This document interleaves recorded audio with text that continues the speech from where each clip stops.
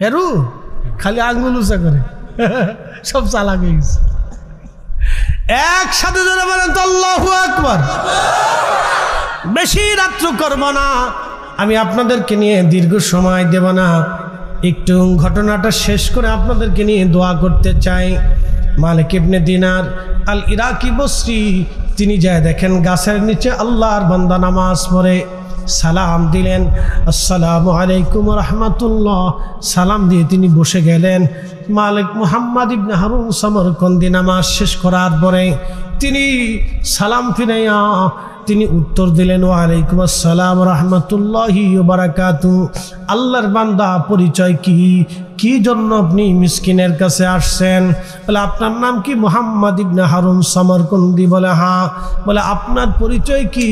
বলে আমার নাম মালিক ইবনে দিনার আল ইরাকি আল বসরি। বলতেছে হুজুর আমি আপনাকে চিনছি, আপনি ইরাকের অনেক বড় জাহিদ, অনেক বড় আবিদ, আপনি এই জমানার মস্ত বড় আল্লাহর ওলি, আপনাকে আর পরিচয় দিতে হবে না, আমি চিনছি। তবে হুজুর কি জন্য আপনি অধমের কাছে আসছেন?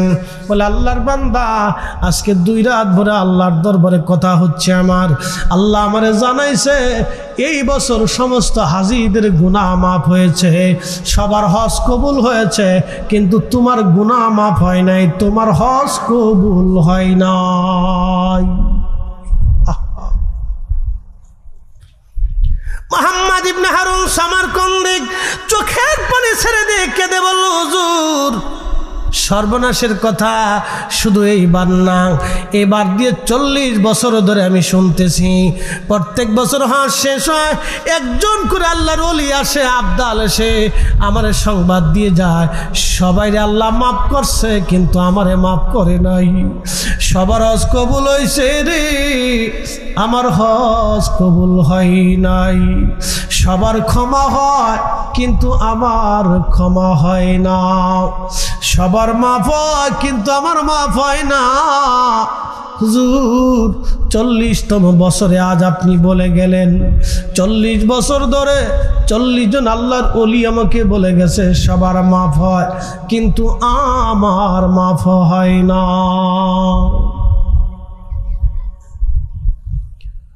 মালিক ইবনে দিনার বললেন, আল্লাহর বান্দা তাহলে বলো কি ভুল তুমি করছো, অন্যায় করছো বলবানি? বলে হ্যাঁ হুজুর একটা ভুল আমি করছিলাম, অনেক মস্ত বড় ভুল। বলে আল্লাহর বান্দা কি ভুল করছো বলো? বলে হুজুর আমি সমরকন্দের অনেক বড় ব্যবসায়িক ছিলাম।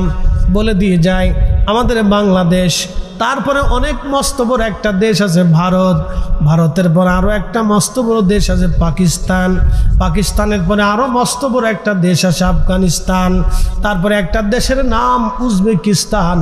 এই উজবেকিস্তানের বুখারা একটা শহর আছে, এই বুখারা থেকে 3 মাইল দূরে আর একটা শহর আছে, এই শহরের নাম হলো বাজান সমরকন্দ। যেমন জামালপুর থেকে শেরপুর 10-15 কিলোমিটার হবে নাকি বলেন? কত কিলোমিটার? হ্যাঁ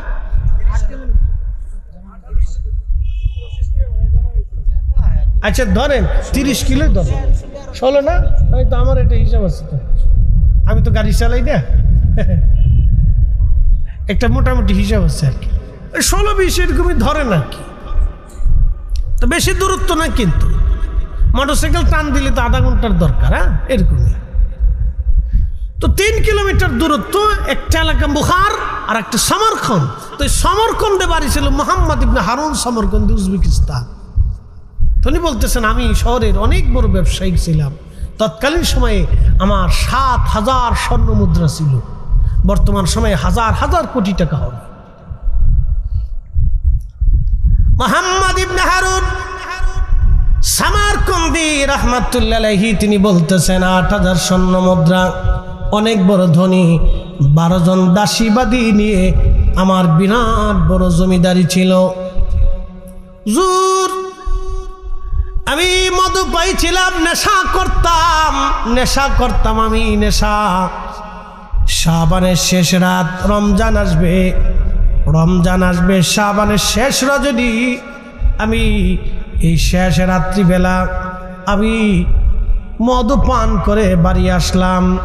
বাড়ি আসার পরে আমার মা উনুনে চুলার পাশে বসে বসে রুটি বানাইতেছিলেন। বড় বড় চুলা, বড় বড় রুটি তারা বানায়, বড় বড় চুলা তাদের রুটি বানাচ্ছিলেন। কারণ আমাদের সংসার ছিল অনেক বড়, 12 জন দাসী বাদী দিয়ে আরো লোক লস্কর দিয়ে কামলা সামলা কাজের লোক দিয়ে বিরাট। মা রুটি বানাচ্ছে, মদ পান করে আমি নেশাগ্রস্ত অবস্থায় বাড়ি আসলাম। মা আমার হাত ধরে বললেন, বেটারে কত সন্তান, রমজানের জন্য প্রতিদিনের জিদ এসে গেল, শয়তান আমাকে পেয়ে বসলো।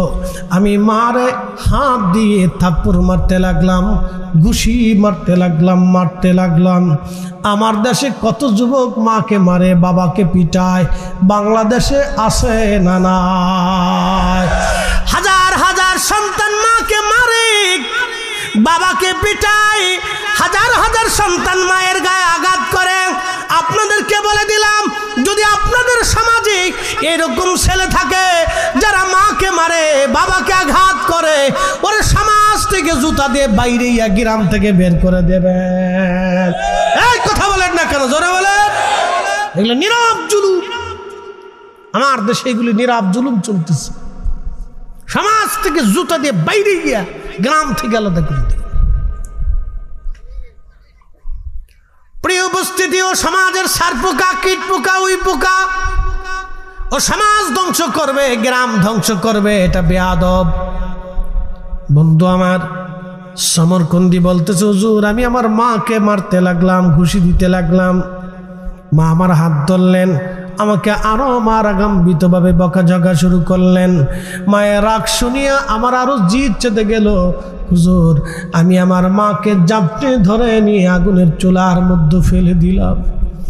হুজুর আমার স্ত্রী আমাকে ধাক্কায়া ঘরের মধ্যে নিয়ে ঘরের দরজা তালা মেরে দিলেন, ঘরের মধ্যে আমার আটকায় দিলেন। আল্লাহর ওলি আমি নেশাগ্র অবস্থায় ঘরের মধ্যে ঘুমিয়ে পড়লাম। সকাল হলো, ঘুম ভেঙে গেল আমার। ঘুম ভেঙে যাওয়ার পরে আমি দরজা খুলতে যাইয়া দেখি দরজা বাহির থেকে বন্ধ করা। স্ত্রীকে ডাক দিলাম, বিবি দরজা কেন লাগানো? স্ত্রী আমাকে কর্কশ ভাষায় বলল, তোমার মতো নাফরমানের সঙ্গে আমি সংসার আর করব না। যেই লোক তার নিজের মাকে চুলার মধ্যে আগুনের মধ্যে পোড়ায় মেরে ফেলে দেয়, তার সঙ্গে আমি আর সংসার করতে পারবো না। এত বড় নাফরমানের সঙ্গে ঘর সংসার করা যায় না। আমি বললাম, বিবি কি হয়েছে? বলে, গতকাল রাত্রিবেলা তুমি মদপায়ী অবস্থায়, নেশাগ্রস্ত অবস্থায় তুমি তোমার মাকে আগুনের চুলার মধ্যে পোড়ায় মারছো। বলে, হুজুর এই কথা শোনার পর আমি দরজা খুলে ভেঙ্গে বের হইয়া দৌড়ায় যায় দেখি মার পুরা শরীর আগুনে পুড়ে কয়লার মতো হয়ে গেছে। একেবারে সারা শরীরটা পুড়ে পুড়ে কালা হয়ে গেছে। মাকে আমি নামাইলাম। আমি নামাইয়া চিন্তা করলাম, সর্বনাশ আমি কি করছি? আমার জীবনের কত বড় ভুল, কত বড় সর্বনাশ আমার জীবনে হয়ে গেল আজ। মালিক ইবনে দিনার বলতেছেন, লোকটা কাঁদার বলে, হুজুর আমি আমার মারে দাফন কাফন করলাম। দাফন কাফন করাইয়া আমি আমার স্ত্রী থেকে জুদা হয়ে গেলাম, তারে তালাক দিয়ে তারে বিদায় করে দিলাম। আমার 12 জন দাসী বাদী ছিল, আমি তাদেরকেও মুক্ত করে দিলাম। যদি আল্লাহ আমাকে মাফ করে দেয়, আমি আমার মায়েরে মারছি, যেই হাত দিয়ে মায়েরে ঘুষি মারছিলাম, থাপ্পড় মারছিলাম, আল্লাহ আমারে মাফ করবেলি। ক্ষমার আশায় 7000 স্বর্ণ মুদ্রা আল্লাহ রাস্তায় দান করে দিলাম, যদি আল্লাহ আমারে মাফ করে দেয়। হুজুর যদি আল্লাহ মাফ করে, আমার সমস্ত সম্পদগুলি আল্লাহ রাস্তায় দান করলাম। তারপরও আমার মন বলে, প্রভু বুঝি আমার উপরে বেজার হয়ে আছে, আল্লাহ মাফ করে দেয়। যেই হাত দিয়ে মাইরে মারছিলাম, আল্লাহর ওলি মালিক ইবনে দিনার, আপনি তাকায় দেখেন আমার ডান হাতটা কাটা। আমি বাম হাত দিয়ে কুড়াল দিয়ে নিজ হাতটাকে কুবায় কেটে ফেলে দিলাম। যেই হাত দিয়ে মাইরে মারছি, এই হাত আমি আর রাখবো না, আমি আমার ডান হাত থেকে কেটে একবারে আলাদা করে দিই। আমি হাত ফেলে দিলাম, যদি আল্লাহ মাফ করে। আল্লাহর ওলি গো, তারপর মন বলে প্রভু আমাকে মাফ করে নাই। ক্ষমার আশায় সুদূর উজবেকিস্তানের সমরখন্দ থেকে রওনা দিয়ে আমি কাবায় আসছি। 40 বছর ধরে মাকামে ইব্রাহিমে কান্দি, 40 বছর ধরে খুদার ঘর ধরে কান্দি, যদি আল্লাহ মাফ করে। 40 বছরে 40 জন আবদাল এসে আমার সংবাদ দিয়ে যায়, সবার গুনাহ মাফ হয়, আমার গুনাহ মাফ হয় নাই। সবার ক্ষমা হয়, কিন্তু আমার আজ ক্ষমা হয় নাই। ও গো মা, তুমি এ ধরনের শ্রেষ্ঠ নিয়ামত,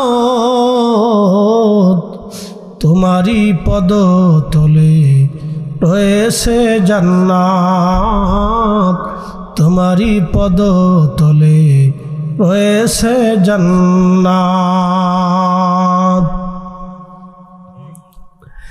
হাই হাই করছি কি, 40 বছর ধরে মাকামে ইব্রাহিম আমি কান্দি, যেখানে কাঁদলে আল্লাহ মাফ করে দেয়, দোয়া কবুল করে নেয়। আমি হাজরে আসওয়াদ চুমা দিয়েছি কতবার, কাবা ঘর ধরে আমি কান্দি, তাহাজ্জুদ নামাজের সময় কান্দি। 40 বছর ধরে আল্লাহর কাছে মাফ চাই, আল্লাহ মাফ করে না। 40 বছরে 40 বার হজ করেছি, সবার হজ কবুল হয়, কিন্তু আমার হজ কবুল হয় না। আল্লাহর ওলি গো, আমি দিনের ভাগে এই বিরান ভূমি গাছের নিচে এসে নামাজ ইবাদতে কাটাই, যদি আল্লাহ মাফ করে দেয়। 40 বছর ধরে এইভাবে ইবাদত করি, 40 দিন পর পর পেট ভরে খাবার খাই। 40 দিনে আমি কোনো রকম এক বেলা করে আমি প্রত্যেক দিন অর্ধ চামচ খাবার খেয়ে বেঁচে থাকি। দুনিয়ার সব কিছু ছেড়ে দিয়েছি, শুধু ক্ষমার আশায়, ক্ষমার আশায় আমি এখানে বসে বসে কান্দি। আমার উপায় কি? 40 বছর ধরে আমার ক্ষমা হয় না। আল্লাহর ওলি 40 বছর ধরে 40 জন আবদাল এসে আমার সংবাদ দিল, সবার মাফ হয়, আমার মাফ হয় না। 40তম বছরে আপনি এসে আমাকে বলে দিয়ে গেলেন সবার ক্ষমা হয়, আমার ক্ষমা নাই। করব কি আমি? উপায় কি? উপায় কি আমার? উপায় কি? তখন মালিক ইবনে দিনার বললেন, আল্লাহর বান্দা বলো কি করে তোমার ক্ষমা হবে বলো? এত বড় অপরাধ করার পরে কি করে ক্ষমা হয় বলো? তখনই আল্লাহর বান্দা মুহাম্মদ ইবনে হারুন সমরকন্দি 2 হাত আল্লাহর দরবারে বাড়াইয়া অনুনয় বিনয় করে কান্না শুরু করলো। একসাথে জোরে বলবেন কি আল্লাহু আকবার? না, জোরে বলেন আল্লাহু আকবার। বাজান রে, খাবারের পরে আপনারা দোয়া করবেন, কবরের পাশে দাঁড়ায় হাত বাড়ায় দোয়া করবেন, নামাজের পরে দোয়া করবেন, বাড়িতে তলবে এলেম ডেকে নিয়ে কোরআন খতম দিয়ে দোয়া করবেন, বাড়িতে উলামায়ে কেরাম এলাকার মুরব্বী মানুষদেরকে নিয়ে মিলাদ শরীফ পড়ে এরপরে জিকির ফিকির করে দোয়া করবেন। কারণ এই দোয়াগুলি মা বাবার কবরে যায়, এই দোয়াগুলি আল্লাহর দরবারে কবুল হয়ে যায়। আল্লাহ বললেন, এ আমার বান্দা, মান লাম ইয়াসালিল্লাহ ওয়ারগাব ইলাইহি। নবীজি বলতেছে, আল্লাহ বলেছেন যে আল্লাহর কাছে চায় না, আল্লাহ তার উপরে বেজার। আপনি আমার কাছে বারবার চাবেন, আমি বেজার হয়ে যাব। বাবা মার কাছে বারবার চাবেন, বাবা মা বেজার হয়ে যাবে। কিন্তু আল্লাহর কাছে আপনি না চাইলে আল্লাহ বেজার হয়ে যাবে। যার কাছে চাইলে খুশি হয়, আমরা সেই আল্লাহর কাছে চাইব। কথা কন না কেন? ঠিক কিনা? চাবো কার কাছে? জোরে বলেন, কার কাছে? আল্লাহর কাছে চাবো। ঠিক মুহাম্মদ ইবনে হারুন সমরকন্দি আল্লাহর দরবারে হাত বাড়াইয়া অনুনয় বিনয় করে বলি, ইয়া রাব্বি, বিপদ অপসরণকারী, মুসিবত দূরকারী আল্লাহ, আমি সমরকন্দি ছাড়া তোমার অনেক বান্দা আছে, কিন্তু তুমি ছাড়া আমার আর কোনো রব নাই। 40 বছর ধরে আমি ক্ষমা চাই মালিক, যদি রহমত থেকে তারাও এ বান্দা কোন জায়গায় যাবে আল্লাহ? এ বান্দা কোথায় যাবে? বান্দার আর কোথাও হাত নাই, বান্দা কোথাও হাত বাড়াইতে পারবে না। আল্লাহ আপনি আমারে মাফ করে দেন। এইভাবে অনুনয় বিনয় করে মুহাম্মদ ইবনে হারুন সমরকন্দি কান্নাকাটি শুরু করলেন। ইমাম আবুল ফারাজ ইবনুল জৌজি লেখেন, মালিক ইবনে দিনার মুসাফিরখানায় চলে গেলেন। রাত্রিবেলা যখন ঘুমায় স্বপ্নের ঘরে দেখতেছে রাহমাতুল লিল আলামিন আমার নবীজি স্বপ্নে মালিক দিনারের সাথে সাক্ষাৎ করতে এসেছেন, তশরিফ এনেছে। একবার জোরে বলা যাবে কি আল্লাহু আকবার। সহিহুল বুখারীর কিতাবুর রুজ্ঞের ভিতরে নবী বলেছেন, মান রাআনি ফিল মানামি ফাকাদ রাআল হক। যে আমাকে স্বপ্ন দেখেছে সে বাস্তবে আমি নবী দেখেছি। আমি নবী নিজে আসছি, ছবি আসি নাই। আমি নবী নিজে আসি, ছবি আসি নাই। আমি নবী নিজে আসি, ছবি আসি নাই। আমি নবী নিজে আসি, ছবি আসি না। আমি নিজে নবী, তার সঙ্গে স্বপ্নে সাক্ষাৎ করি, কথা বলি। একসাথে বলা যাবে আল্লাহু আকবার। তাহলে নবী আসে না নাই? আমার আপনার চোখ নাই, সেটা চোখের দোষ, কিন্তু আমার রসুলের দোষ না। কি কথা বলেন, ঠিক কিনা? সূর্য আকাশে উদিত হয়, অন্ধ যদি সূর্য না দেখে তাহলে সূর্যের দোষ না। আমাদের হাফেজ সাহেব যিনি আছেন, মাদ্রাসা পরিচালনা করেন, আমার ভাইটা অন্ধ, তার দিনও যেমন রাতও তার কাছে তেমন। যদি বলেন হাফেজ সাহেব সূর্য কেমন, বলবে যখন দেখলামই না। তাহলে কি হবে আর? বলে রাত কেমন, বলে সেটাও তো দেখলাম না। আমার দিনও যা রাতও তা আমার সবই সমান, কারণ আমি অন্ধ, আমি দেখি না। ঠিক আল্লাহর নবীর জায়গা নবী আছে, আমাদের চোখের জায়গা চোখ নাই। আল্লাহর নবী স্বপ্নে এসে বলেন, হে মালিক ইবনে দিনার, খোদার রহমত থেকে বান্দাকে নিরাশ করতে কে তোমাকে অনুমতি দিয়েছে বলো? তুমি কেন বলছো তারে আল্লাহ মাফ করবে না? মালিক তুমি আমার সমরকন্দির কাছে যাও, সকালবেলা যা তারে সুসংবাদ দিবা, আল্লাহ সমরকন্দির জীবনের গুনাহ আল্লাহ মাফ করে দিয়েছে। না না, একসাথে বলেন আল্লাহু আকবার। তবে তাকে মাফের সুসংবাদ তুমি তারে দিবা, কিন্তু আরো একটা দুঃখের সংবাদ তারে দিবা। আল্লাহ তারে মাফ করছে বটে, কিয়ামতের ময়দানে আদালত বসবে। একই সিস্টেমে, একই রুলে আল্লাহর নিয়মতান্ত্রিক ভাবে চালায় কে? আল্লাহ। কোনো সন্দেহ? তাহলে আমাদের রিজিকের ফয়সালা করে কে? তারপরে মানুষ সুদ খায়, ঘুষ খায়, অন্যের জমি কাইরে খায়। কথা কোন ঠিক কি না? তাহলে বোঝা গেল সে মানুষ হয় নাই, মুসলমান পরের কথা। সে মানুষের কাতারেই নেই, মুসলমান পরের হিসাবে আসে। ঠিক আছে না বাবুজি? মুসলমান পরে আসেনি, মানুষ হয়েছে কিনা আগে দেখো। মুসলমান পরের হিসাব, মানুষ হয়েছে কিনা আগে দেখে। বাংলাদেশে কুত্তায় কুত্তায় মারামারি হয়, কিন্তু এক কুত্তা আর এক কুত্তারে কামড়ায় মার্ডার করে না। গরু মারামারি হয়, কিন্তু এক গরু আর এক গরুর গুতায় মার্ডার করে না। কিন্তু মানুষে মারামারি হইলে এক মানুষ আর এক মানুষকে মার্ডার করে। এক কথা কন না কেন? তাহলে পশুর গুছটাও আমাদের ভিতরে নাই। তাহলে আগে নিজেকে মানুষ প্রমাণ করেন, মুসলমান আরো পরে আসেন। আগে নিজেকে মানুষ প্রমাণ করেন যে আমি মানুষ হইছি কিনা, আমি মানুষত্ব আমার ভিতরে আছে কিনা, আমি প্রকৃত মানুষ হইছি কিনা। মুসলমান আরো পরে আসে। আল্লাহ মুসলমানের সীমানা আরো অনেক ঊর্ধ্বে, মুসলমানের মর্যাদা আরো অনেক ঊর্ধ্বে। কোরআন বলতেছেন, কুনতুম খায়রা উম্মাতিন উখরিজাত লিন্নাস, তাম সৃষ্টির মধ্যে তোমাদেরকে আমি শ্রেষ্ঠত্ব দিয়েছি।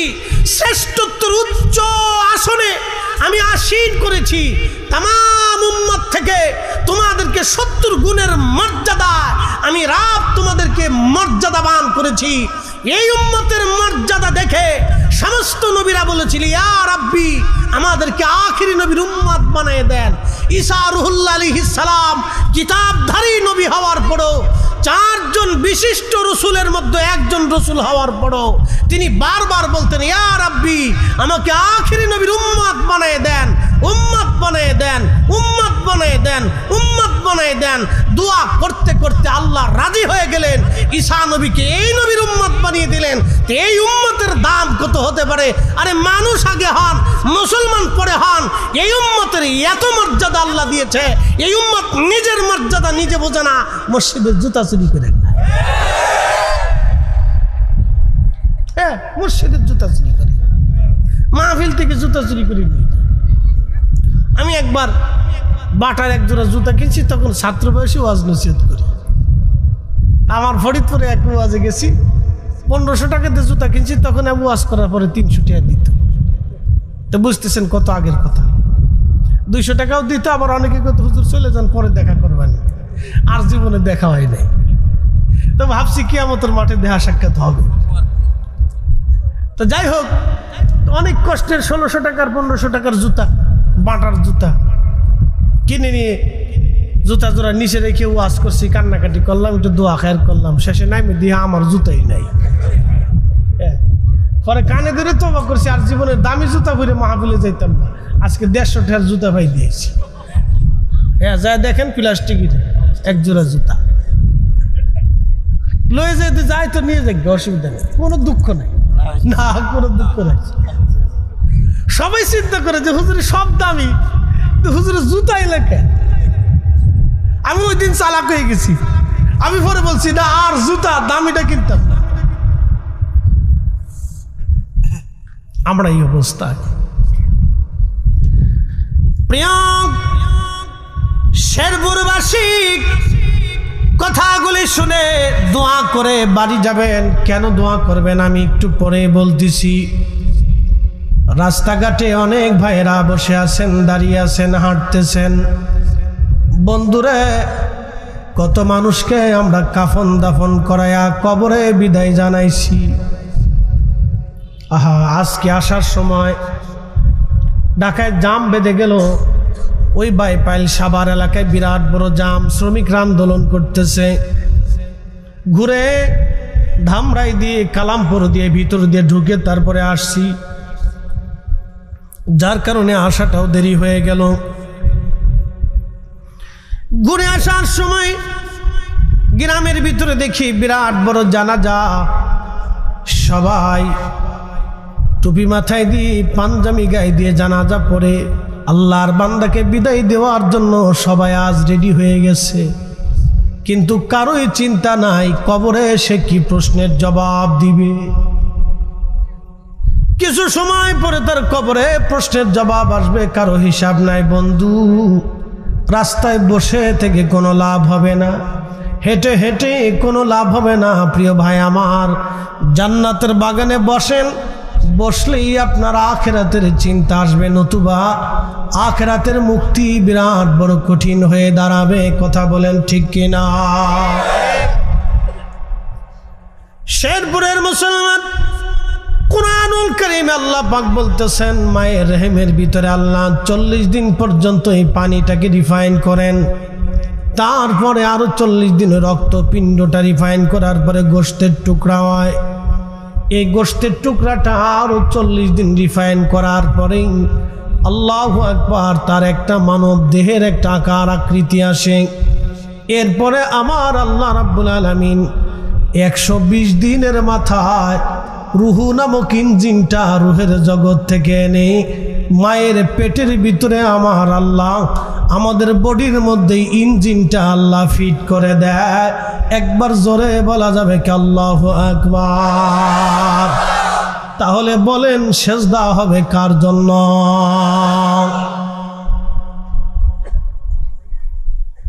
কয়েকদিন আগে আপনারা দেখেছেন সারা দেশে পূজা হয়েছে। দুর্গা পূজা বলা হয় হিন্দুদের সনাতন ধর্মের সবচেয়ে বড় অনুষ্ঠান, যেটা শুনেছি বাংলাদেশে 30,000 প্রতিমা হয়েছে। 30,000 প্রতিমা তারা বানিয়েছে। হিন্দু আছে সারা বাংলাদেশে ধরেন 2 কোটি, প্রতিমা হলো 30,000। এই প্রতিমাগুলি নিজেরা বানিয়ে বানিয়ে বানিয়ে বানিয়ে তারা বিসর্জন দেয়। এটা তাদের ধর্মের বিষয়, আমি কটাক্ষ করব না। প্রতিমা বানায়া এরপরে তারা বিসর্জন দেয়। কেউ পুকুরের মধ্যে চোবায়, কেউ পানির মধ্যে চোবায়, কেউ নদীর মধ্যে ফেলে দিয়ে দেয়। কোটি কোটি টাকা খরচা করে যারা নদীর মধ্যে ফেলে দিতে পারে, আমরা মুসলমান মসজিদে 10 টাকা দেওয়ার সময় সিরা টাকা তালাশ করে। এরা আবার ঘুমাই ঘুমাই স্বপ্ন দেখে 80টা হুল লইয়া বেহেশতে ঘুমাইতেছে। শয়তানে হাসে আর কবে, ওরে চাচা, শয়তানে হাসে আর কবে, ওরে দাদা, তুই মসজিদে সিরা টাকা দিয়ে আইছি, স্বপ্নে দেখোস 80টা হুর পাবি। এরা কোটি কোটি টাকা পানির ভিতরে বিসর্জন দিয়ে দিল তাদের বিশ্বাসে। আর আমরা মুসলমান জানি আমাদের আল্লাহ এক, আমাদের আখিরাত আছে, হিসাবের কাঠগড়ায় দাঁড়াইতে হবে, ফেরেশতা আছে, কিয়ামত হবে, জান্নাত হবে, জাহান্নাম হবে, নবী আসছে, আমাদের দ্বীন সত্য, ঈমান সত্য, আল্লাহ সত্য, আখিরাত সত্য, কবর সত্য। বিশ্বাস করার পরেও আমরা 1, 200, 500, 1000 টাকা দানের বেলায় গেলে, মসজিদের বেলায় গেলে, মাদ্রাসার বেলায় গেলে তখন আমাদের হিসাব ঠিক থাকে না। কথা বলে ঠিক কিনা? আমরা মুসলমান হয়ে বসে দিচ্ছি।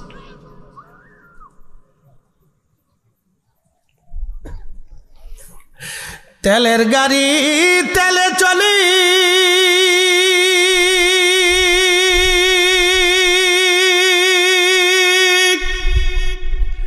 হাওয়ার গাড়ি হাওয়ায় উড়ে,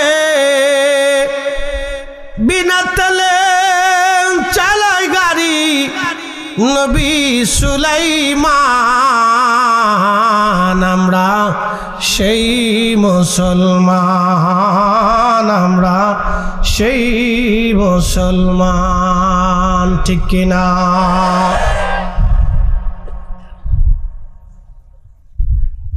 খুব মনোযোগ দিবেন, কথাগুলি শুনবেন।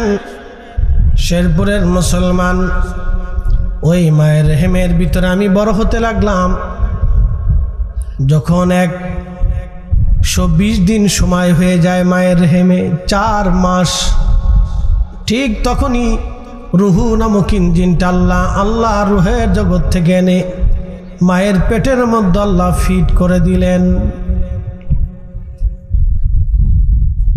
ওই সময় আল্লাহ জিবরিলকে ডাক দে, বলে, জিবরাইল, 4টা জিনিস তুমি আমার বান্দার জন্য নির্ধারিত করে দাও। 1 নম্বর হায়াত, কতদিন দুনিয়াতে সে বেঁচে থাকবে, কোন জায়গায়, কোন স্থানে, কোন সময়ে, কোন মুহূর্তে, কোনভাবে সে মৃত্যুবরণ করবে, আমার বান্দার জন্য তুমি এটা লিখে দাও। এই জন্য মৃত্যু যেখানে আছে বান্দা সেখানে মরতেই যাবে, কোনো রাস্তা নাই। জিন্দেগি তোর যাই রে ফাঁকি দিয়া রে সোনার আদম,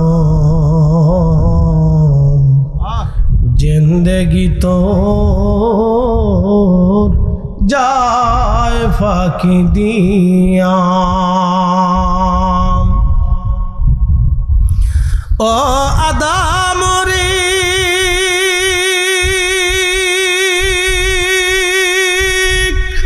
পাক ধরিয়া গেছে দাড়ি, দন্ত বাসে গোটা চারি, সমন জারি গিয়াছে করিয়ারে সোনার আদম, জিন্দেগি তোর যায় ফাঁকি দিয়া। বন্ধু, খুব মনোযোগ দিবেন। আহা, মায়ের রেহেমের ভিতরে ওইভাবে আল্লাহ বড় করতে থাকেন আমাকে। যে নারী মা হয়েছে, সন্তান জন্ম দিয়েছে, এই নারী জানে মার কত ব্যথা। আহা, মা কি জিনিস, এ যুবক আপনি বুঝে যাবেন আজ। শেরপুরবাসী, মা কি জিনিস আপনাকে আজ আমি বুঝাবো। আল্লাহ রসুলের জীবন। এই ওঠেন কেন, বসেন বসেন বসেন বসেন।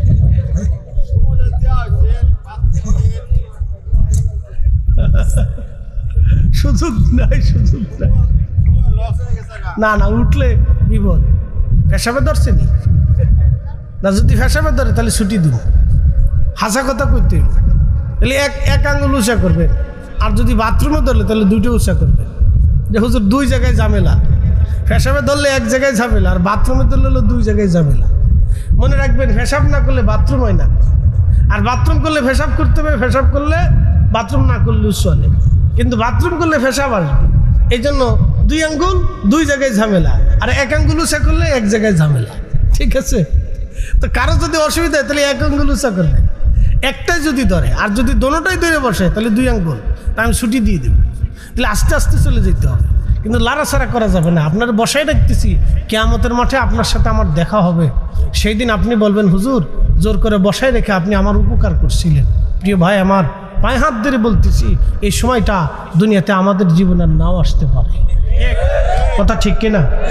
আমি আপনার হাসরের মাঠের জন্য, উপকারের জন্য বসাইতেছি। বন্ধু, এখানে কেউ যদি আপনারা জোর করেও বসায় তাহলে বুঝবেন সে আপনার প্রকৃত বন্ধু। আর এখান থেকে যে আপনার উড়াই লয়ে যাবে বুঝবেন এটা আপনার দুশ্মন, শয়তানের ভাই। এই জন্য বসতে হবে বাবাজি। প্রিয় ভাই আমার, বসেন, দুটো কথা শোনেন। মা কি জিনিস আমি বুঝাইতেছি, মনোযোগের সাথে দেন। মায়ের রেহেমের ভিতরে আল্লাহ তিলে তিলে তিলে তিলে তিলে তিলে আমাদেরকে বড় বানাইলেন। বড় হইতে লাগলাম, যত দিন যায় তত মায়ের পেটের ভিতরে আমরা আঘাত করতেছিলাম। অনেক রাত মা ঘুমাইতে পারে নাই। ওই মায়ের পেটের ভিতরে মা নাভির সাথে আল্লাহ রাব্বুল আলামিন আমাদের বডিটাকে অ্যাডজাস্ট করে দিলেন। মা খায় আমি খাই, মা ঘুমায় আমি ঘুমাই। কথা বুঝে যাবেন, মা খায় আমি খাই, মা ঘুমায় আমি ঘুমাই। আজকে একটা সূত্র বুঝে যাবেন, মা খায় আমি খাই, মা ঘুমায় আমি ঘুমাই। মা নামাজ পড়লে আমার নামাজ হয়, মা জিকির করলে আমার জিকির হয়, কারণ মায়ের নাভির সাথে আমার অ্যাডজাস্ট হয়ে গেল।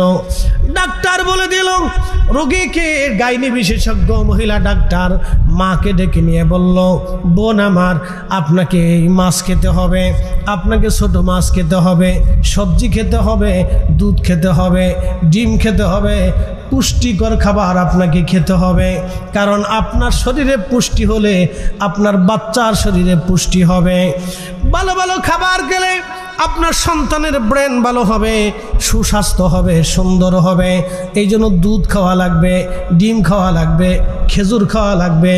আল্লাহর নবী বললেন, উম্মত তোমরা তোমাদের গর্ভবতী নারীদেরকে খেজুর খাওয়াও, কারণ খেজুর আল্লাহর জান্নাতের ফল।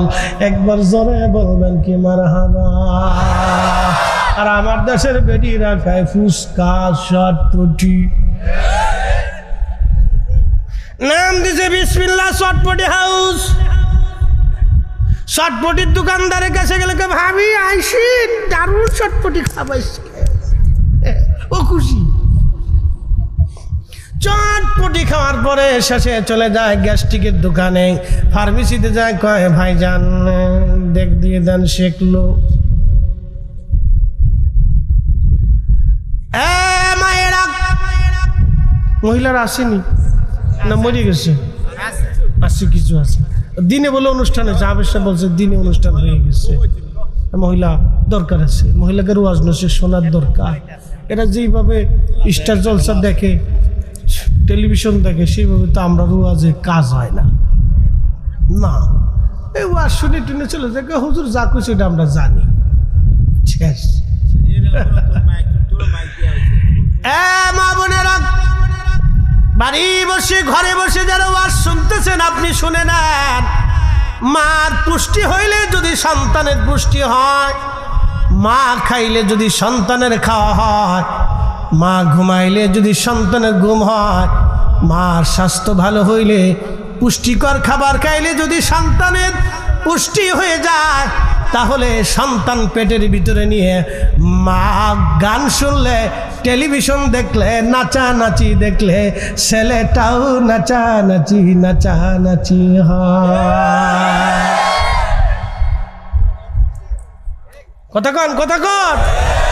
আমি যদি ভাও কর, তোরাও ঠিক করিস, ওরাও ঠিক কর। হ্যাঁ, এই বিভিন্ন আছে, আপনি দেখবেন নাচতেছে। এইভাবেই নাচে। ওই সময় নারী যদি কোরআন শরীফ তেলাওয়াত করত, ওই ছেলেটা কোরআনের প্রতি তার ভক্তি হতো। ওই সময় মহিলা যদি দুরূদ শরীফ পড়ত, ওই ছেলেটা রাসূলের প্রতি মোহাব্বত বাড়ত। মহিলা যদি নামাজ পড়ত, তাহলে বাচ্চাটা মায়ের পেটের ভিতরে নামাজি হতো। যেমন হুজুর গাউসে পাক মহিউদ্দিন আব্দুল কাদের জিলানী 18 পারা কোরআন শরীফ মুখস্থ করে দুনিয়াতে এসেছিলেন। কেউ বিশ্বাস করলেও করতে পারেন, না করলেও না করতে পারেন, ও সাতা কিছু আসে যায় না। এগুলি সব আল্লাহর কুদরত, আল্লাহর কুদরত। কারণ তার মায়ের পেটের ভিতরে সন্তানকে নিয়ে তিনি এমনভাবেই কোরআন পড়তেন, কারণ তার মা ছিল হাসানি, বাবা ছিল হুসাইনি। হাসানি হুসাইনি রক্তের মাধ্যমে আল্লাহর একজন মহান ওলি দুনিয়াতে এসেছিলেন। আবার একটা কথা মনে রাখবেন, এই হাসানি হুসাইনি রক্তের মাধ্যমে পৃথিবীতে আরেকজন সন্তান কিয়ামতের আগে জন্ম হবে, তার নাম মুহাম্মদ, বাবার নাম আব্দুল্লাহ, তার পরিচয় হবে ইমাম মাহাদি। মাহাদি মাহাদি অতএব এই রক্তটাকে ছোট করে দেখার কোনো সুযোগ নাই। হযরত হুজুর গাউসে পাক 18 পারা মুখস্থ করে আসলেন, কারণ তার মা তাকে পেটে ধারণ করে প্রতিনিয়ত কোরআন পড়তেন। ওই কোরআন পড়ার কারণে আল্লাহ তাকে কোরআনের হাফেজ বানায় দুনিয়াতে পাঠাইছেন। একবার জোরে বলা যাবে কি আল্লাহু আকবার? নারা হাত উঁচা করে বলেন আল্লাহু আকবার। তাহলে আমাদের নারীদেরকে গর্ভবতী হওয়ার পরে শুধু ভালো খাবার দেওয়া যাবে না, নামাজি বানাইতে হবে, পর্দানিশীন বানাইতে হবে, জিকির করনেওয়ালা বানাইতে হবে, দুরূদ পড়নেওয়ালা বানাইতে হবে, তখন তার পর্দা করাইতে হবে। এই কথা কম জোরে বলেন। আর যদি টিকটক কপালে পড়ে তো শেষ। হ্যাঁ, টিকটক, এখন বেটিরা টিকটক করে, উরে বাপরে বাপ। এই তুই উঠোস কে? সুযোগ পেয়ে গেছে, না ধরলে কইছে উঠছে। এরা হাসায়নি। হ্যাঁ ঠিক আছে, আইবি তো, আবার আইবি তো। হ্যাঁ ঠিক আছে, আইস।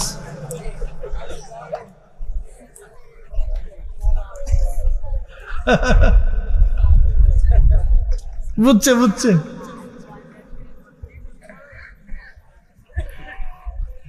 একসাথে পড়েন, লা হাওলা ওয়ালা কুওয়াতা ইল্লা বিল্লাহ। বন্ধু আমার, মায়ের রেহেমের ভিতরে সন্তান, মার অনেক কষ্ট হয় ব্যথার কারণে, প্রসব ব্যথা বেদনার কারণে মা মনে হয় পৃথিবী থেকে সে বিদায় হয়ে যাবে। কত কঠিন আহার। এই জন্য আল্লাহ বলেন আনিশকুরলি ওয়ালিদাইক, বান্দা তুমি আমার শুকর করবে এবং তোমার বাবা মার প্রতি কৃতজ্ঞ হবে। মাঝে মধ্যে এই চ্যানেল বলে হুজুর টেলিভিশন দেখতে বলেন কেন? আমি নাচ গান দেখতে বলতেছি না, একটা চ্যানেল আছে ডিসকভারি, আমি আগে খুব দেখতাম। বলে হুজুর কারণ কি? এখানে পশু পাখি মরুভূমি আল্লাহর সৃষ্টির বৈচিত্র্যময় জীবন নিয়ে দেখানো হতো। মাঝে মধ্যে দেখবেন হরিণ, বাঘে, মহিষ দাবুর দিয়েছে, পাল হাজার হাজার মহিষ দৌড়ায়, কিন্তু মা মহিষটা বাচ্চাকে বাঁচানোর জন্য সব মহিষ চলে গেল, মা মহিষটা যায় না। সন্তানটাকে বাঁচানোর জন্য মা বাঘের সাথে মারামারি করতে থাকে। শেষ পর্যন্ত মা মহিষটাও জীবন দিয়ে দিল। এর নাম মা জননী। কারণ মায়ের নাভির সাথে আমার বডিটার আল্লাহর যাঁচ করার কারণে মার বডির, মার রক্ত থেকে আমার রক্ত হলো, মার শরীর থেকে আমার শরীর হলো, মার দেহ থেকে আমার দেহ হলো, মার পুষ্টি থেকে আমার পুষ্টি হওয়ার কারণে মায়ের শরীর থেকে আমার শরীর যখন গঠন হলো, আমি মাকে ভুলে গেল, মা আমাকে ভুলতে পারে না। কারণ আমি মায়ের অংশ, আমার অংশ মা না। আমি মার অংশ, আমার অংশ মা না। আমি মায়ের অংশ, মায়ের থেকে আমি হইছি আমার থেকে মা হয় নাই, মায়ের থেকে আমি হওয়ার কারণে মা আমাকে বলতে পারে না। সন্তান নতুন বউ নিয়ে চলে যায়, কিন্তু মা ভুলতে পারে না। 5 বছর পরেও যদি সন্তান ফিরে আসে কান্না করে মা ভুল হয়ে গেছে, সাথে সাথে মা মাফ করে দেয়। মা তার মনের ভিতরে দুঃখ রাখে না, বেদনা রাখে না, কিন্তু সন্তান তারপরেও বাবা মাকে ভুলে যায়, বৃদ্ধাশ্রমে পাঠায়। ওগো মা, তুমি এ ধরনের শ্রেষ্ঠ নিয়ামত, তোমারই পদতলে রয়েছে জান্নাত, তোমারই পদতলে রয়েছে জান্নাত। ওগো মা, তুমি এ ধরনের শ্রেষ্ঠ নিয়ামত, তোমারই পদতলে রয়েছে জান্নাত। আরে আমার নবী তার মাকে ভুলতে পারেন নাই। ইমাম সুয়ুতি একখানা কিতাব লিখেছেন, আল-হাবিলিল ফাতওয়া আল মুজাল্লাদুস সানি, একটা অধ্যায় তিনি করেছেন মাসালিকুল হুনাফা বিওয়ালিদাইল মুস্তাফা। আমি কিতাব থেকে একটা ঘটনা শোনাই। হযরতে আম্মা জান আয়েশা সিদ্দিকা রাদিয়াল্লাহু আনহা বলতেছেন, একদিন নবীজি হাজুন গোরস্থান, যদি কোনোদিন মক্কায় যান, আবু জাহেলের বাড়ি বর্তমান ল্যাট্রিন, জাবাল আবু কুবাইসের পাহাড়ের পাদদেশ দিয়ে, এইখান দিয়ে পিছন দিক দিয়ে যদি আপনি আগায় যান, তাহলে আপনি একটা মসজিদ পাবেন। মসজিদের নাম মসজিদে জিন। আর একটু যদি আগান, এখানে পাবেন হাজন, বর্তমান নাম জান্নাতুল মুআল্লা। মুআল্লা গোরস্থান। এই গোরস্থানে আম্মাজান খাদিজা ঘুমিয়ে আছেন, যার নামে আজ মাদ্রাসা। তিনার নাম হযরত খাদিজাতুল কুবরা। ওনার লকব তাহেরা তাইয়্যিবা। উনি পবিত্রা নারী ছিলেন। একবার আওয়াজ তুলে জোরে বলা যাবে কি মারহাবা। পৃথিবীর কোন নারীর আগে তাহেরা তাইয়্যিবা শব্দ লেখা নাই, কিন্তু তিনি একমাত্র মহিষী নারী, আমাদের মা জননী খাদিজাতুল কুবরা তাহেরা তাইয়্যিবা। এ নারী জাতি, তোমাদেরকে আম্মাজান খাদিজাতুল কুবরার চরিত্র নেওয়া লাগবে। তাহেরা তাইয়্যিবা। খুব মনোযোগ দিয়েন। হযরতে আল্লাহর নবী ওই গোরস্থানের ভিতরে গেলেন। গোরস্থানের মধ্যে দাঁড়ায়া নবী কাঁদতেছিলেন। কান্নার আওয়াজে ফুফি নবী কাঁদতেছিলেন। কান্নার আওয়াজে আল্লাহর হাবিবের শরীর, হাত পা মুবারক কাঁপতেছিল। আম্মা জান আয়েশা বলেন, দুনিয়ার মানুষ, আমি গাধার রশিখানা ধরে হাজুনের বাহিরে দাঁড়িয়েছিলাম। আল্লাহর নবীর কান্না দেখে আমিও কেঁদে ফেললাম। নবীও কাঁদে, আমি আয়েশাও কাঁদতে লাগলাম। আল্লাহর নবীও কান্দে, আমি আয়েশাও কাঁদতে লাগলাম। নবীর কান্না দেখি আমি আয়েশা সহ্য করতে পারতেছিলাম না। নবী কেন কান্না করে রে? কিছু সময় পরে দেখি রহমতের নবী মুস্কি আসে। হেসে হেসে হাজুম থেকে নবীজি বের হয়ে আসতেছিলেন। আম্মা জান আয়েশা বলতেছিলেন, ইয়া রাসূলুল্লাহ, আপনি কাঁদতেছিলেন, কান্না দেখে আমি আয়েশা স্থির থাকতে পারি না, আমি কেঁদে দিয়েছি। নবী গো, কি জন্য কান্না শেষ হওয়ার পরে আপনি হাসতে হাসতে আসলেন? আল্লাহর নবী ডাক দেয়া বলেন, আয়েশা রে, আমি হাজুনে যখন দাঁড়াইলাম, মায়ের কথা মনে পড়ল। মার কথা মনে পড়ে, আমি নবীজি মার কথা মনে করে করে আল্লাহর দরবারে কাঁদতে লাগলাম। বললাম, রব্বি, আমার মা, যে মায়ের কোলের মধ্যে ছিলাম, পেটের মধ্যে আমি রসুল ছিলাম, আমার মার জন্য আমি কান্না করতেছিলাম।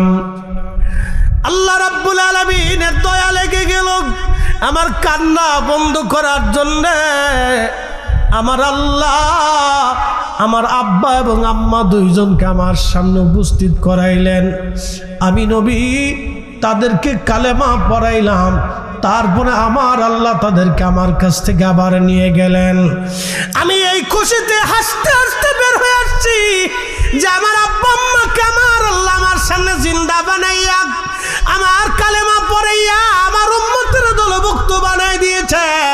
চিৎকার মেরে জোরে বলবেন কি আল্লাহু আকবার? না না, আরো জোরে বলেন আল্লাহু আকবার।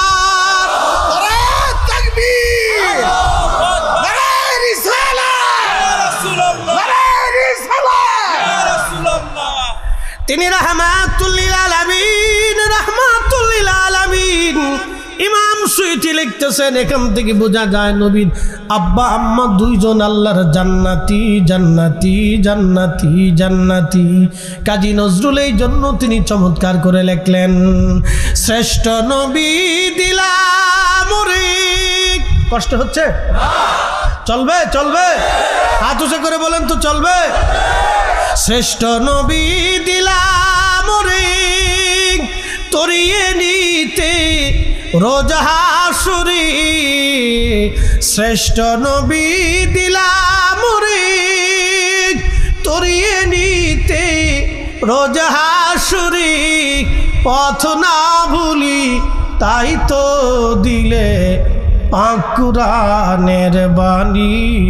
খুদা তোমার মেহেরবানি, সুন্দর ফল সুন্দর ফল মিঠা নদীর পানি।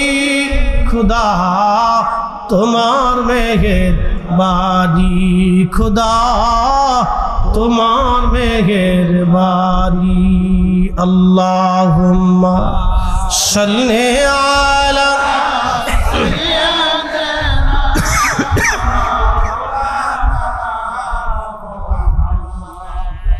ওয়ালা আলি সাইয়্যিদিনা।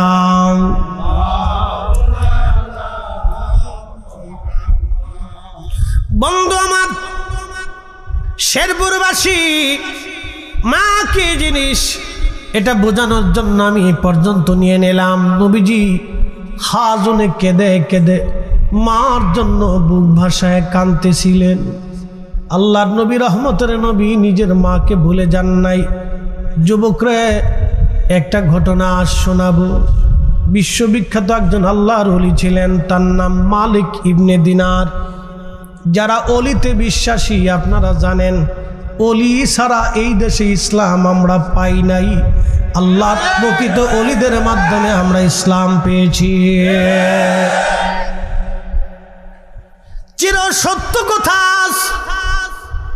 শুধু বাংলাদেশে না, ভারতে না, পাকিস্তানে না, আফগানিস্তানে না, ইউরোপে যদি দেখেন, আমেরিকাতে যদি দেখেন, চীনে যদি দেখেন, আফ্রিকাতে দেখেন, আল্লাহর বহু বড় বড় অলিরা কুতুবরা জমিন ঘুরে ঘুরে বিনামূল্যে আল্লাহর দামাত দিয়েছেন।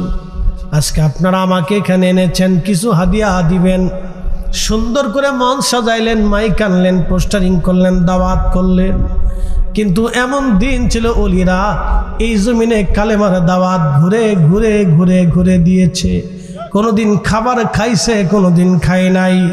আহা, শত্রুর মুখোমুখি দাঁড়ায়া কালেমার দাওয়াত তারা দিয়েছেন। আল্লাহর জমিনে কালেমার পতাকা তারাই উড়িয়ে গেছেন। কথা বলেন ঠিক না বেটে?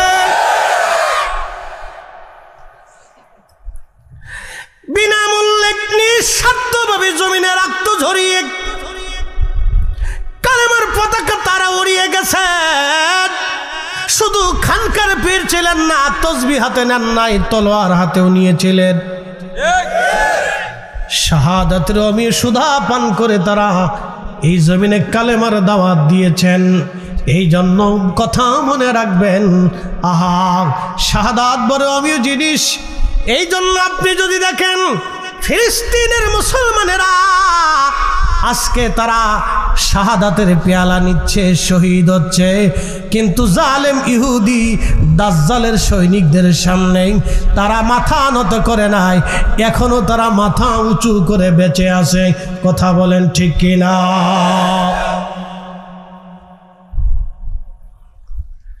বিশ্ববিখ্যাত আল্লাহর ওলি মালিক ইবনে দিনার আল ইরাকি আল বসরি রাহমাতুল্লাহি আলাইহি তিনি বলেন, আল্লামা ইমাম আবুল ফারাজ ইবনুল জৌজি আজ থেকে 900 বছর আগে একটা কিতাব লিখেছেন, উয়ুনুল হাকাতের মধ্যে তিনি লিখতেছেন, আল্লাহরে মহান ওলি প্রত্যেক বছর হজে আসতেন। হজে আসার পরে তিনি হজ আদায় করতেন। হজ আদায় করার পরে তিনি আল্লাহর দরবারে দোয়া করতেন, আল্লাহ হজ হলো কি হলো না দয়া করে আপনি বলে দেন। শ্রীপুরের মুসলমান, শেরবর্দির মুসলমান, শ্রীবর্দির মুসলমান, শেরপুরবাসী কথা শুনে যাবেন। আরাফাতের ময়দানে হাজি যখন উপস্থিত হয় আর চোখের পানি ছেড়ে দেয়, সাথে সাথে আমার আল্লাহ হাজির গুনাহ মাফ করে দেয়। আরাফাতের মাঠে হাজির গুনাহগুলি আল্লাহ মাফ করে দেয়। যদি কোনোদিন হজে যান তো দেখবেন আরাফাতের মাঠে হাজি কিভাবে কান্না করে। আরাফাতের মাঠে হাজি কানতে কানতে পেরেশান হয়ে যায়, আল্লাহ জীবনে অনেক ভুল করছি। এই বছর আমি হজে ছিলাম প্রচন্ড গরমে, কোন রিপোর্টে আসছে 17,000 হাজি বছর মারা গেছে শুধু গরমে, হিট স্ট্রোকে, প্রচন্ড গরম। হেরামে আমি এর আগেও গিয়েছিলাম, কিন্তু সূরা ইখলাস দিয়ে তারা জুমার নামাজ শেষ করেছে। এত প্রচন্ড গরম, 5 মিনিটও থাকা যায় না গরমে, এত হিট, প্রচন্ড তাপ। আমি সেই দিন চিন্তা করলাম, হায়রে এই প্রচন্ড তাপে সাহাবীরা কালেমার দাওয়াত কেমনে পৌঁছায় দিল এই জমিনে। আমার নবীকে না খাওয়াইয়া, আমার রসুলকে খাবার না দিয়ে পানি বন্ধ করে দিই 2টা বছর পর্যন্ত শিয়াবে আবি তালিবে বন্দি করে রাখা হয়েছিল। গাছের পাতা, শাল বাকলগুলি খেয়ে নবীজি জীবন ধারণ করেছিলেন, কত কষ্ট করেছিলেন। আম্মাজান আয়েশা সিদ্দিকা রাদিয়াল্লাহু আনহা, আম্মাজান খাদিজাতুল কুবরা, ফাতিমাতুজ জাহরার মতো মহিয়সী নারীরা নবীজির সঙ্গে থেকে ক্ষুধা আর অভাব বরণ করে নিয়েও তারা পালায়া যায় নাই। তারাই ছিল অরিজিনাল নবীর সঙ্গী, তারাই ছিল রাসূলুল্লাহর বিপদের সাথী। কথা বলেন ঠিক কিনা?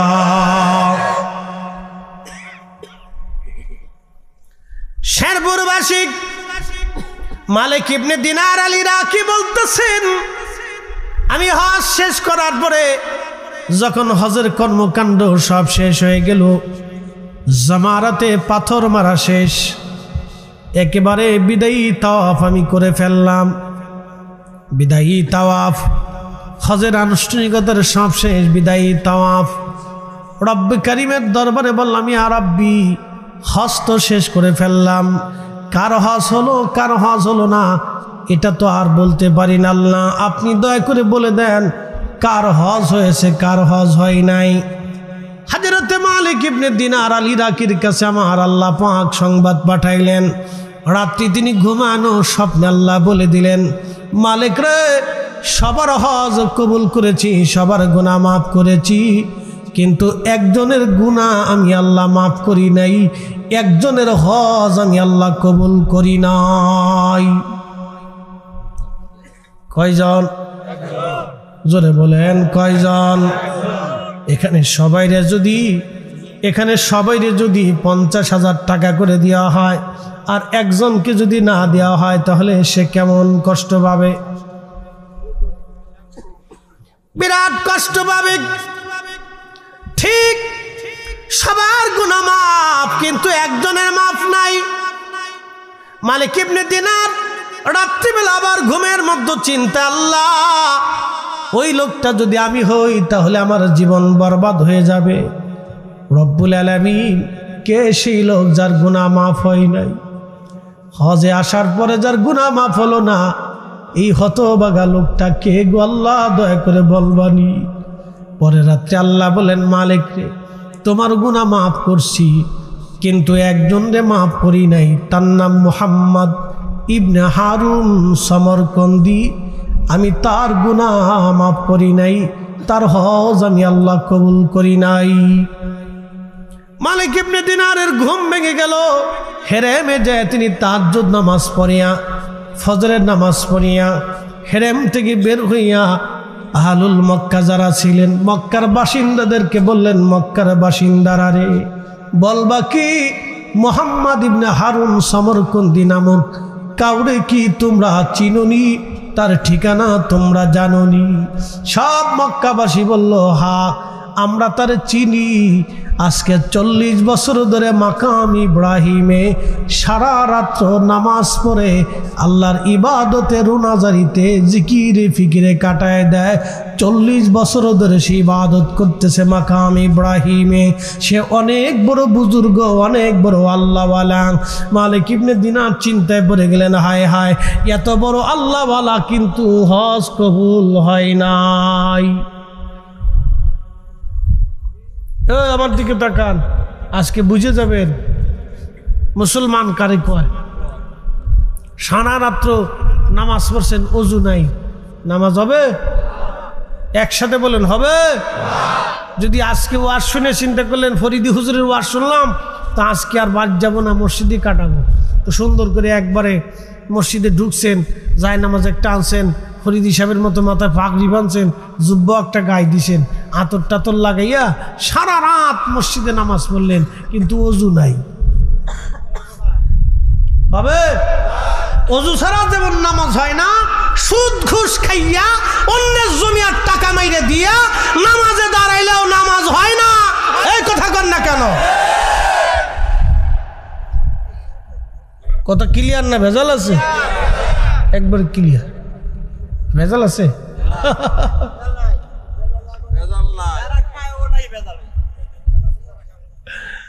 যারা খায় তাদের জন্য দুনিয়া তো ভেজাল, কবরও ভেজাল, হাসরে ভেজাল, ফুলসিরাতে ভেজাল। যারা খায় না তারা হাসতে হাসতে আল্লাহর জান্নাত। একসাথে জোরে বলেন সুবহানাল্লাহ।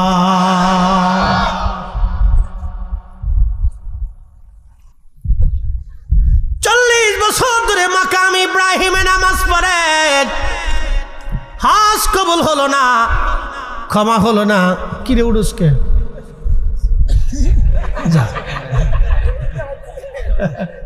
দেখছেন, শিখে ফেলছে, ঠাস করে উঠে দিছে।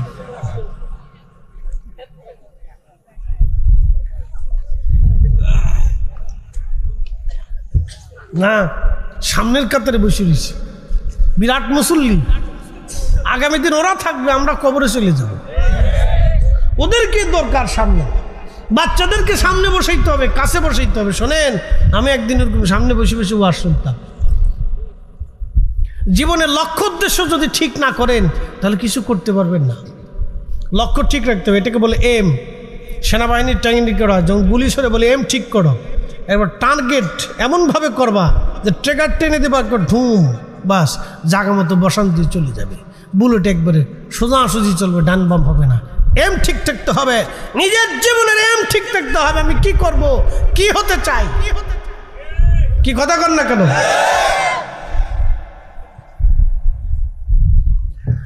মালিক ইবনে দিনার,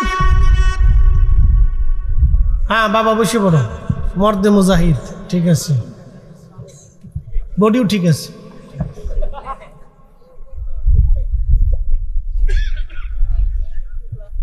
নাম কি রে বাবা তোর? হ্যাঁ, নূর মোহাম্মদ। বিরাট বীর শ্রেষ্ঠ, তুই বীর শ্রেষ্ঠ নূর মোহাম্মদ। যা একসাথে কর না, মারহাবা। খুব মনোযোগ দিয়ে 40 কত বছর, কত বছর, কোন জায়গায় নামাজ পড়ে? মাকামে ইব্রাহিমে, যেখানে নামাজ পড়লেই কবুল হয়, যেখানে দোয়া করলেই মাফ হয়ে যায়, যেখানে কানলে আল্লাহ ক্ষমা করে দেয়, সেইখানে 40 বছর ধরে কাঁদতেছে কিন্তু কবুল হয় না। লোকেরা বলল, হুজুর রাতে পাবেন মাকামে ইব্রাহিমে, দিনের বেলা পাবেন মক্কার বিরান ভূমি। একটা গাছ আছে, এই গাছের নিচে সারা রাত মুহাম্মদ ইবনে হারুন নামাজ পড়েন, সারাদিন ওইখানে ইবাদত করে কাটায়। আপনি দিনে ওইখানে পাবেন, রাতে মাকাম ইব্রাহিমে পাবেন। আল্লাহর ওলি মালিক ইবনে দিনার হেঁটে হেঁটে বিরান ভূমিতে যায়, দেখলেন হ্যাঁ গাছের নিচে একজন বান্দা, একটা হাত নাই, দাঁড়ায় দাঁড়ায় খুব ধীর স্থিরভাবে নামাজ পড়তেছে। আমরা তো নামাজ পড়ি টুকুরু টুকুরু টুকুরু টুকুরু নামাজ, নামাজে গেলে মনে হয় বিরাট বড় জ্বালা বাজছে, আমরা কামলা দেওয়ার জন্য মনে হয় নামাজ আইছি, কত তাড়াতাড়ি নামাজ পড়তে পারি, ঠুকুরু ঠুকুরু ঠুকুরু ঠুকুরু নামাজ। এই ঠুকুরু ঠুকুরু নামাজের 4 পয়সা মূল্য না। নামাজ পড়তে হবে ধীর স্থিরভাবে।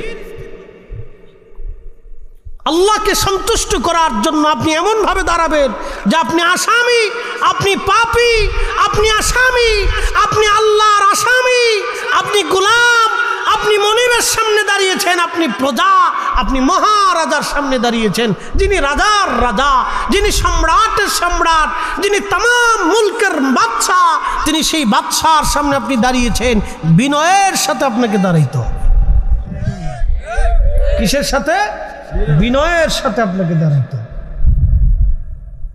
আর আমরা নামাজ পড়ি ঠুকুর ঠুকুর ঠুকুর ঠুকুর, কি কত তাড়াতাড়ি পড়তে পারে বাপরে বাপ। আর জুমার নামাজ শেষ হইলে তো মসজিদে মুসল্লি থাকে না, ও সালাম ফিরে মসজিদে ধুম ধুম ধুম ধুম ধুম ধুম আওয়াজ হয়, কিরে মুসল্লি চলে দিতেছে, হ্যাঁ ধুম ধুম ধুম ধুম ধুম ধুম। কে কার আগে মসজিদ থেকে বেরোইতে পারে? আমার দেশের নামাজ বিভিন্ন কোয়ালিটির নামাজ। এক নামাজ সামাজিক নামাজ, আর এক নামাজ বিয়ে নামাজ, আর এক নামাজ ঠেলার নামাজ, আর এক নামাজ বিপদের নামাজ, আর এক নামাজ নির্বাচনের নামাজ। নির্বাচন আসলে দেখবেন নামাজের হিরিক পড়ে গেছে। জোরে কর, বিরাট নামাজ, মুইতেও পানি লাগে। হ্যাঁ নামাজে দাঁড়িয়ে গেছে, নামাজে দাঁড়িয়ে চিন্তা করতেছে কোন ফাড়া গেলে ভোট পাওয়া যাবে, কার কাছ থেকে ভোট নেবো, কার দিব, কারে বুঝাবো, কোন জায়গায় যাবো, কোন জায়গায় যাবো। ওদিক দিয়ে ইমাম সাহেব কিন্তু পড়তে, ও কিন্তু নির্বাচনে হিসাব করতেছে। উচিত কথার ভাত নাই ভাই।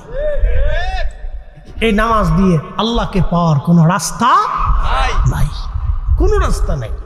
বহুদিন পরে বিয়ে বাড়ি গেছে, বিয়ে ও আসেন নামাজে যাই, বিয়ে চিন্তা করে যদি না যাই তো কি করবেন, ঠেলাই পড়ে বিয়ের পিছিয়ে পিছিয়ে কোনো রকম গেছে, এটা নাম দিয়েছে বিয়েই নামাজ। কি কথা কন দেখা, এটার নাম কি? বিয়েই নামাজ। ঠেলাই পড়িয়ে বিয়ের ঠেলাই পড়ে নামাজে গেছে, শয়তান হাসে উরে চাচা।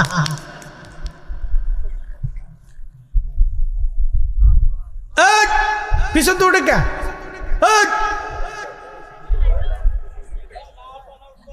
হেরু খালি আঙ্গুল উঁচা করে সব চালাক হয়ে গেছে। একসাথে যারা বলেন তো আল্লাহু আকবার। বেশি রাত্র করব না, আমি আপনাদেরকে নিয়ে দীর্ঘ সময় দেব না, একটু ঘটনাটা শেষ করে আপনাদেরকে নিয়ে দোয়া করতে চাই। মালিক ইবনে দিনার আল ইরাকি বসরি তিনি যায় দেখেন গাছের নিচে আল্লাহর বান্দা নামাজ পড়ে, সালাম দিলেন, আসসালামু আলাইকুম রহমতুল্লাহ, সালাম দিয়ে তিনি বসে গেলেন। মালিক মুহাম্মদ ইবনে হারুন সমরকন্দি নামাজ শেষ করার পরে তিনি সালাম ফিরাইয়া তিনি উত্তর দিলেন, ওয়ালাইকুম আসসালাম রহমতুল্লাহি ওয়া বারাকাতুহু। আল্লাহর বান্দা পরিচয় কি, কি জন্য আপনি মিসকিনের কাছে আসছেন? বলে আপনার নাম কি? মুহাম্মদ ইবনে হারুন সমরকন্দি। বলে হ্যাঁ। বলে আপনার পরিচয় কি? বলে আমার নাম মালিক ইবনে দিনার আল ইরাকি আল বসরি। বলতেছে হুজুর আমি আপনাকে চিনছি, আপনি ইরাকের অনেক বড় জাহিদ, অনেক বড় আবিদ, আপনি এই জমানার মস্ত বড় আল্লাহর ওলি, আপনাকে আর পরিচয় দিতে হবে না, আমি চিনছি। তবে হুজুর কি জন্য আপনি অধমের কাছে আসছেন? বলে আল্লাহর বান্দা আজকে 2 রাত ভরে আল্লাহর দরবারে কথা হচ্ছে আমার। আল্লাহ আমারে জানাইছে এই বছর সমস্ত হাজিদের গুনাহ মাফ হয়েছে, সবার হজ কবুল হয়েছে, কিন্তু তোমার গুনাহ মাফ হয় নাই, তোমার হজ কবুল হয় নাই। মুহাম্মদ ইবনে হারুন সমরকন্দি চোখের পানি ছেড়ে দিয়ে কেঁদে বলল, হুজুর সর্বনাশের কথা শুধু এইবার না, এবার দিয়ে 40 বছর ধরে আমি শুনতেছি। প্রত্যেক বছর হাঁস শেষ হয়, একজন করে আল্লাহর ওলি আসে, আবদাল এসে আমারে সংবাদ দিয়ে যায়, সবাইরে আল্লাহ মাফ করছে কিন্তু আমারে মাফ করে নাই। সবার হজ কবুল হয়েছে রে, আমার হজ কবুল হয় নাই। সবার ক্ষমা হয় কিন্তু আমার ক্ষমা হয় না। সবার মাফ হয় কিন্তু আমার মাফ হয় না। হুজুর 40তম বছরে আজ আপনি বলে গেলেন, 40 বছর ধরে 40 জন আল্লাহর ওলি আমাকে বলে গেছে সবার মাফ হয় কিন্তু আমার মাফ হয় না।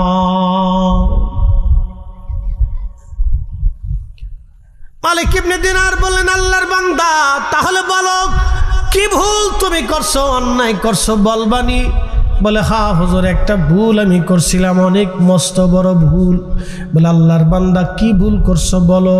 বলে হুজুর আমি সমরকন্দের অনেক বড় ব্যবসায়িক ছিলাম।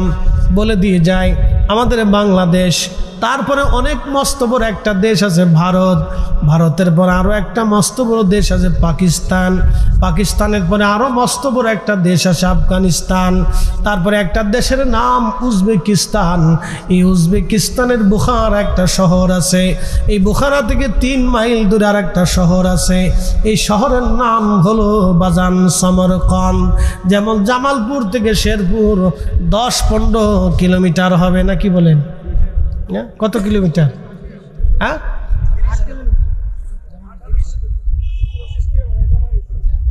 আচ্ছা ধরেন 30 কিলো ধরেন, 16 না? হয়তো আমার এটা হিসাব আছে তো, আমি তো গাড়ি চালাই না,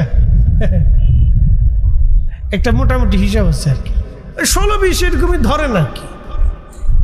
তো বেশি দূরত্ব না, কিন্তু মোটরসাইকেল টান দিলে তো আধা ঘন্টার দরকার। হ্যাঁ, এরকমই। তো 3 কিলোমিটার দূরত্ব, একটা এলাকা বুখার আর একটা সমরকন্দ। তো এই সমরকন্দে বাড়ি ছিল মোহাম্মদ ইবনে হারুন, সমরকন্দ উজবেকিস্তান। উনি বলতেছেন আমি শহরের অনেক বড় ব্যবসায়িক ছিলাম, তৎকালীন সময়ে আমার 7,000 স্বর্ণ মুদ্রা ছিল, বর্তমান সময়ে হাজার হাজার কোটি টাকা হবে। মোহাম্মদ ইবনে হারুন সমরকন্দি রাহমাতুল্লাহ আলাইহি তিনি বলতেছেন 8,000 স্বর্ণ মুদ্রা, অনেক বড় ধনী, 12 জন দাসীবাদী নিয়ে আমার বিরাট বড় জমিদারি ছিল। হুজুর আমি মধু পাইছিলাম, নেশা করতাম আমি, নেশা শাবানের